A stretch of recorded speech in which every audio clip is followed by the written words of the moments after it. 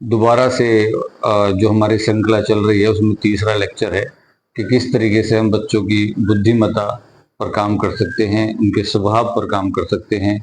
और जो जनरली सभी पेरेंट्स के इश्यूज रहते हैं कि हमारा बच्चा खेलता बहुत ज़्यादा है, या पढ़ाई बहुत ज़्यादा करता है, या फिर शर्माता है, जैसे मैंने पिछले लेक्चर में भी बात करा।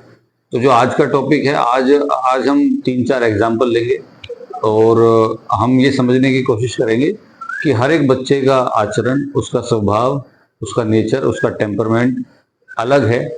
और अगर हम इस बात को समझ जाए as a parent, as a teacher, अगर हम इस बात को समझ जाएं कि बच्चे का स्वभाव कैसा है, उसका एटीट्यूड कैसा है, उसका टेम्परमेंट कैसा है, तो हम उस चीज तक पहुंच सकते हैं, हम उस चीज का सॉल्यूशन कर सकते हैं। तो जो सबसे पहला एग्जाम्पल है, पहला एग्जाम्पल उठाते हैं कि जहां पर एक पेरेंट्स का कंसर्न ये है कि उनका बच्चा बिल्कुल भी नहीं बोलता है। मदर ये चाहती है कि उनका बच्चा बातचीत करे, रिस्पॉन्ड दे, और बच्चा बहुत कम बोलता है। तो ये भी एक कंसर्न है कि भी हम और जब तक वो बोलेगा नहीं तो उसके जो समस्या है, जो उसके विचार है, हमें पता कैसे लगेंगे। तो यहाँ पर जो पेरेंट हैं, जो मदर हैं, बच्चे की काफी इरिटेटेड हो गए हैं और ये कंसर्न है कि भाई वो बच्चा बोलना चाहिए। तो यहाँ पर जो समझने वाली बात है कि पहले तो हम बच्चे के व्यवहार को समझे कि उसका व्यवहार ही ऐसा है कि भाई वो ज्यादा बातचीत करना नहीं चाहता। किस टॉपिक पर आप बात करना चाहते हैं, पढ़ाई के टॉपिक पर, या वो और लोगों के सामने अपनी बात नहीं रख पा रहा है। बच्चे से उससे हम तरीके से समझें कि उसको ऐसा कहने से बचें कि ये बुद्धू है, ये बिल्कुल भी समझ नहीं पाता है। तो अगर हमने बच्चे के स्वभाव को समझ लिया, उसके विचार शैली को समझ लिया, तो हम बुद्धिमत्ता पर काम कर पाएंगे। दूसरा कंसर्न है, एक दूसरा एग्जाम्पल अगर मैं उठाऊं कि एक बच्चा है, वो पढ़ाई बहुत करता है और उनके पिताजी अपने पहलवान हैं, तो वो कहते हैं कि ये सारे दिन पढ़ाई करता रहता है, किताबी कीड़ा बना जा रहा है, ये दोस्तों के साथ खेलता नहीं है, मिलता जुलता नहीं है, और मैं चाहता हूँ ये खेले, मस्ती करे, पढ़ाई कम करे, और ये हमेशा आता है, अपना होमवर्क करता रहता है, पढ़ाई करता रहता है, ये मुझे बिल्कुल भी समझ नहीं आ रहा है। तो यहाँ पर अलग कंसर्न है कि भाई हम किस तरीके से, बच्चे का इंटरेस्ट क्या है, एरिया ऑफ इंटरेस्ट क्या है, बच्चा किस तरीके से विचार कर रहा है। जैसे मैंने पहले बोला कि हर बच्चा अलग है।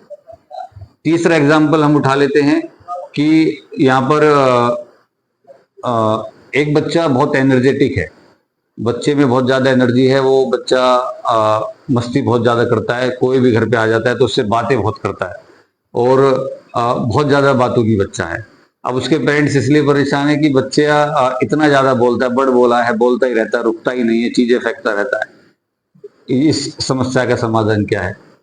तो पहला एग्जाम्पल जो हमने उठाया था कि बच्चा वहां बोलता नहीं है। दूसरा एग्जाम्पल में हमने देखा कि बच्चा पढ़ता बहुत ज्यादा है। तीसरा एग्जाम्पल में हमने देखा बच्चा बोलता बहुत ज्यादा है, तो उसको कैसे सुधारे। तो आप देखेंगे तीनों एग्जाम्पल में हर एक बच्चा अलग अलग है। हमें उस बच्चे की माइंडसेट समझना पड़ेगा, हमें उस पर विचार करना पड़ेगा।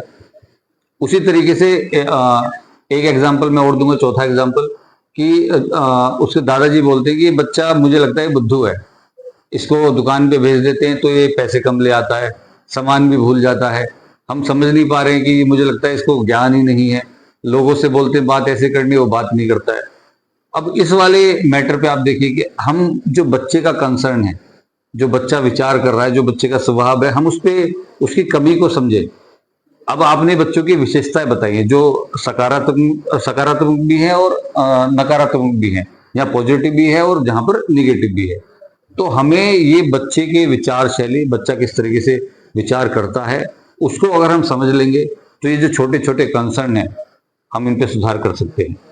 और अगर हम इसको ऐसा मान लेंगे कि ये बिल्कुल ही गलत है, आप देखेंगे जो पढ़ाई कर रहा है वो गलत नहीं है, जो कम बोल रहा है वो भी गलत नहीं है, जो ज्यादा बोल रहा है वो भी गलत नहीं है, जो बच्चा सामान लेने जा रहा है और वहां पर उसकी वो हिचकिचाहट है, तो हमें वो सिखाना पड़ेगा। हमें सारी चीजों पे ही थोड़ा थोड़ा काम करना पड़ेगा, तो हम उसमें काफी सारे सुधार कर सकते हैं। तो भी जैसे हमने 4 एग्जांपल्स के बारे में बात करी कि किस तरीके से बच्चा व्यवहार करता है और किस तरीके से उसका स्वभाव है, उसका टेम्परामेंट है।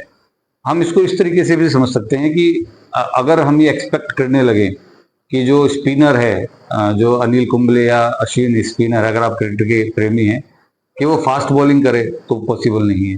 कि जो राहुल द्रविड़ है वो बैटिंग करे महेंद्र सिंह धोनी की तरह, वो पॉसिबल नहीं है। कि सहवाग की तरह जो दूसरे बैट्समैन है वो बैटिंग करे। तो आप देखेंगे कि हर एक इंसान में अलग अलग क्वालिटीज हैं, हर एक बच्चे में अलग अलग विशेषताएं हैं। तो अगर हम ये कंपैरिजन करेंगे कि उस मापदंड से नापेंगे सभी बच्चों को, तो हमें समझने में थोड़ी दिक्कत आएगी। तो आप देखेंगे कि राहुल द्रविड़ जो जाने जाते हैं वो अलग, उनकी अलग शैली है खेलने की। सहवाग को अलग शैली के लिए सब लोग पसंद करते हैं। जो अनिल कुंबले अलग तरीके से बॉलिंग करते थे, उनको बहुत लोग पसंद करते हैं कि उनका अलग ही तरीका था बॉलिंग करने का। जो फास्ट बॉलर है आप भी देखेंगे उसमें अलग अलग तरीके के बॉलर से निकल कर आएंगे।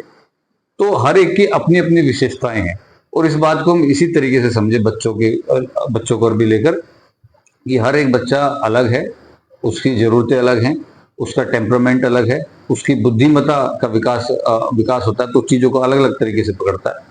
तो जहां पर हम इस मुद्दे पर अगर विचार करें, विचार शैली को अपनाएं, तो बहुत सारी चीजों का समाधान निकल सकता है।